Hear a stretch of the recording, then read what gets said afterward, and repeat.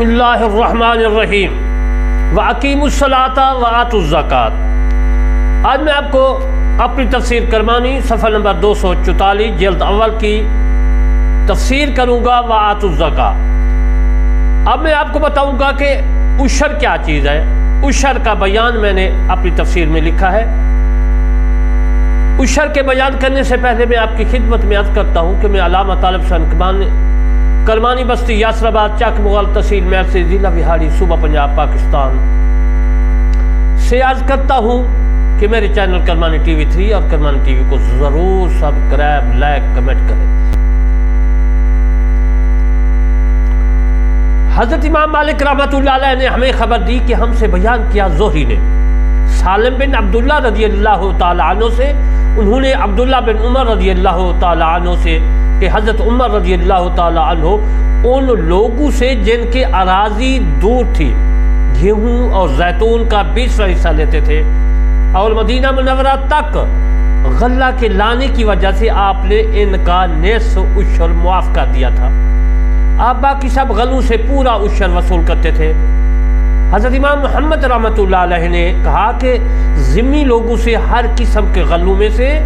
جن سے تجارت کی جاتی ہے سال میں ایک مرتبہ 20واں حصہ لینا چاہیے، اور حربی جب امان لے کر دارالاسلام میں داخل ہو جائے تو اس سے تمام غلوں میں سے عشر یعنی 10واں حصہ لینا چاہیے۔ حضرت عمر رضی اللہ تعالیٰ عنہ نے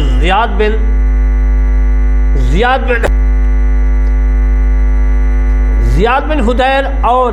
حضرت انس بن مالک رضی اللہ تعالیٰ عنہ کو بھی یہی حکم دیا تھا جب انہیں اہل کوفہ اور اہل بصرہ سے عشر وصول کرنے کے لیے بھیجا تھا۔ عزیز محترم، یہ میں نے آپ کی خدمت میں اپنی تفسیر کرمانی سے اور حضرت امام محمد رحمۃ اللہ علیہ کی کتاب موت امام محمد سے میں نے آپ کی خدمت میں عشر کے بیان کے متعلق عرض کیا۔ عشر کا مطلب تو آپ سمجھتے ہیں، میں نے سمجھا دیا۔ اب آپ کو میں الجزیہ تو یعنی میں نے باب باندھا ہے، باب جزیہ اپنی تفسیر کرمانی میں، اس کے متعلق میں آپ کی خدمت میں مسائل عرض کروں گا۔ حضرت امام مالک رحمۃ اللہ علیہ نے ہمیں خبر دی کہ ہم سے بیان کیا زہری نے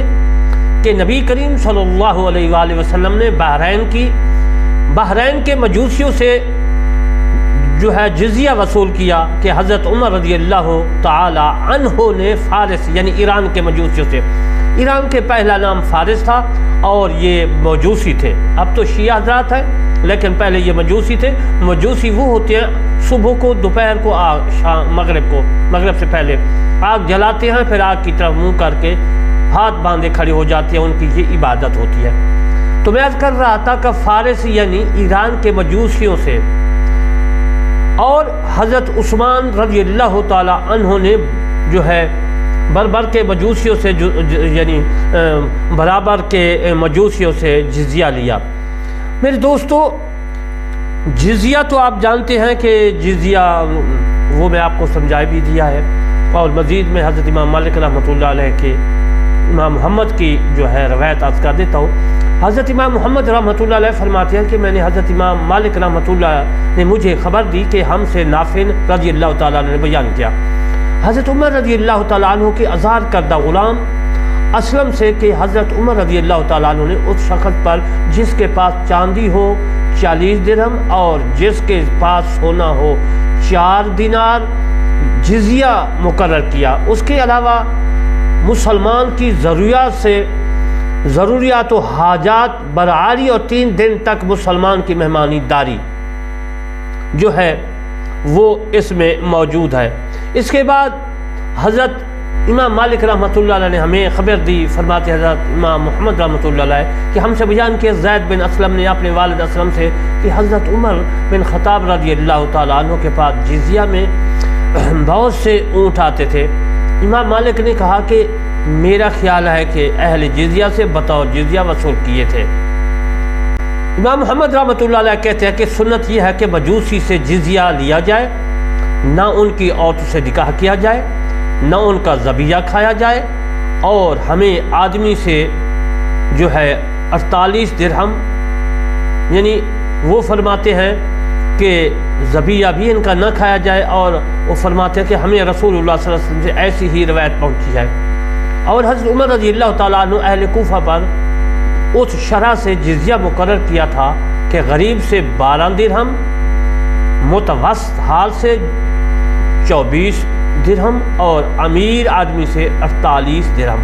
حضرت محمد رحمۃ اللہ علیہ فرماتے ہیں کہ امام مالک رحمۃ اللہ علیہ نے اونٹ کا ذکر کیا ہے۔ 100 ہمارے علم کے مطابق حضرت عمر رضی اللہ تعالیٰ عنہ جزیہ میں اونٹ نہیں لیتے تھے، سوائے بنی تغلب کے کہ ان پر بطور جرمانہ جزیہ دگنا کر دیا گیا تھا، تو ان سے اونٹ، گائے اور بکریاں لے کر جزیہ پورا کیا گیا۔ یہ میں نے اپنی تفسیر کرمانی جلد اول سے آپ کی خدمت میں مسائلات کیے، اور امام محمد رحمۃ اللہ علیہ کی کتاب موت امام محمد میں سے میں نے اخذ کیے۔ اب میں آپ کو زکوٰۃ الخیل و رقیق والبرازین کے متعلق، یعنی غلام، گھوڑا اور جو ہے ٹٹو کی زکوٰۃ۔ میرے دوستو، حضرت امام محمد رحمۃ اللہ علیہ جو شاگرد امام اعظم ابو حنیفہ رحمۃ اللہ علیہ کے، انہوں نے جا کر جو ہے مدینہ پاک میں دور حدیث کی حدیث پڑھی، تو وہ فرماتے ہیں کہ حضرت امام مالک رحمۃ اللہ علیہ نے ہمیں خبر دی کہ ہم سے بیان کیا عبداللہ بن دینار نے کہا کہ میں نے سعید بن مسیب سے ترکی گھوڑے کی زکوٰۃ کے بارے میں دریافت کیا، تو انہوں نے کہا کیا گھوڑوں میں بھی زکوٰۃ ہے؟ حضرت امام مالک رحمۃ اللہ علیہ نے ہمیں خبر دی کہ مجھ سے بیان کیا عبداللہ بن دینار نے سلیمان بن یسار سے، انہوں نے عراق بن مالک سے، کہ کہا کہ حضرت ابو ہریرہ رضی اللہ تعالیٰ عنہ نے فرمایا رسول اللہ صلی اللہ علیہ وسلم نے کہ مسلمان پر اس کے اپنے غلام اور گھوڑے پر زکوٰۃ نہیں ہے۔ امام محمد رحمۃ اللہ علیہ کہتے ہیں کہ اس پر ہمارا عمل ہے کہ اس گھوڑے پر زکوٰۃ نہیں ہے، سواری کا ہو یا پھر تول کا ہو، یعنی کہ اور اس کے بعد حضرت امام محمد رحمۃ اللہ علیہ کے نزدیک اگر تول کا گھوڑے نسل بڑھانے کے لیے ہیں، چھوڑ دیے جائیں تو ان میں زکوٰۃ ہے، خواہ ایک گھوڑے سے 1 دینار دیا جائے، خواہ قیمت کا اندازہ کر کے 200 درہم سے 500 درہم ادا کر دے۔ 100 کہتے ہیں فاطمی 100 کو۔ یہی حضرت ابراہیم نخعی رحمۃ اللہ علیہ کا قول ہے، اور حضرت امام مالک رحمۃ اللہ علیہ نے ہمیں خبر دی کہ ہم سے بیان کیا عبداللہ بن ابو بکر صدیق رضی اللہ تعالیٰ عنہ نے، اپنے والد ابو بکر صدیق رضی اللہ، یعنی کہ ابو بکر صدیق رضی اللہ تعالیٰ عنہ کا بیٹا تھا، اس کا نام عبداللہ تھا، اور حضرت عباس رضی اللہ تعالیٰ عنہ کے بیٹے کا نام بھی عبداللہ ہے، اور حضرت عمر رضی اللہ تعالیٰ عنہ کے بیٹے کا نام بھی عبداللہ ہے۔ آپ ان مسائل کو یاد رکھ رہے ہیں۔ میں ابو بکر صدیق رضی اللہ تعالیٰ عنہ کے بیٹے کی روایت کر رہا ہوں۔ وہ فرماتے ہیں کہ مجھے جو ہے بن محمد بن خرم سے حضرت عمر بن عبدالعزیز نے اپنے 2 خلافت میں انہوں نے لکھا کہ گھوڑے اور شاہد کی زکوٰۃ جو ہے نہ لی جائے۔ حضرت امام محمد رحمۃ اللہ علیہ کہتے ہیں کہ گھوڑے کا وہی حکم ہے جو میں نے بیان کیا ہے، اور شاہد اگر 5 افراق سے زیادہ ہو، فرق کی جمع افراق ہے، ہو تو اس پر زکوٰۃ ہے۔ حضرت امام اعظم ابو حنیفہ رحمۃ اللہ علیہ کے نزدیک تھوڑا ہو یا زیادہ اس پر عشر ہے، اور ہمیں بطور کریم صلی اللہ علیہ وسلم سے روایت ہے کہ رسول اللہ صلی اللہ علیہ وسلم نے شاہد پر عشر مقرر کیا۔ یہ موت امام محمد میں بھی مسائل ہے، اور میری تفسیر کرمانی میں بھی جلد اول میں بھی یہ مسائل موجود ہے۔ فرق کی جمع افراق ہے، جس طرح میں نے پہلے عرض کیا کہ فرق تو آپ جانتے ہیں عربی کا لفظ بھی ہے، اردو میں بھی استعمال ہوتا ہے، فرق کی جمع افراق ہے، فرق 3 سا کا ہوتا ہے۔ حضرت امام مالک رحمۃ اللہ علیہ نے ہمیں خبر دی کہ ہم سے بیان کیا ابن شہاب زہری نے سلیمان بن یسار سے شام کے لوگوں کے ابو عبیدہ بن جراح رضی اللہ تعالیٰ عنہ سے کہ کہا ہمارے گھوڑوں اور غلاموں کی زکوٰۃ لے لیں،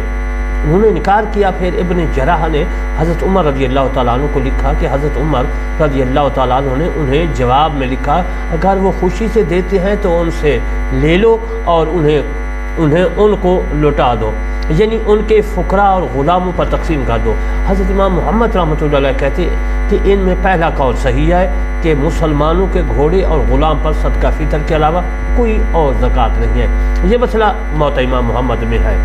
میں آپ کی خدمت میں ریکویسٹ کرتا ہوں کہ میرے چینل کرمانی ٹی وی 3 اور کرمانی ٹی وی کو ضرور سبسکرائب، لائک، کمنٹ ضرور کرنا ہے، اور انشاءاللہ